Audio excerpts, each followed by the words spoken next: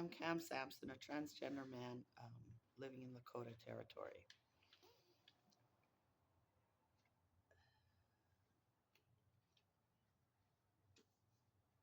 I grew up in northern BC in a three-story log home built by my parents and their friends.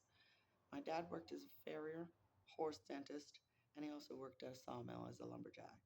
He learned how to make belt buckles and knives in a forge. My mom was a nurse. She was also a jockey riding horses in the horse races. As far as disabilities, I was often told I was a no, sorry, I have disabilities. I don't want to talk about it right now.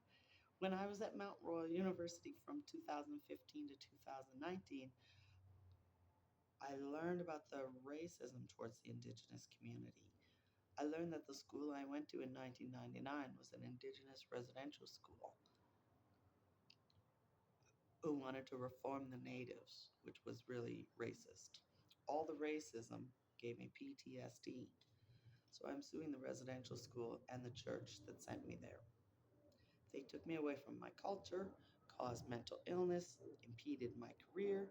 They didn't accept me as transgender. Overall, it was a very negative experience for me as an Indigenous person and as a gay transgender man. If you ask your parents or grandparents, at least one person in your family will have been to an orphanage or live in school where they were exposed to Christianity. Christianity was very cruel because they were against our culture and they didn't accept us as 2S LGBTQIA plus. From this, you might understand how the residential school system was racist and how we as Indigenous people have all been affected. By the way, it was a terrible experience, and I'm resentful about my exposure to Christianity. The other reason it matters is that our health has been affected. We've all got PTSD, so we all have more illnesses, including mental illness, than those who didn't go to residential school.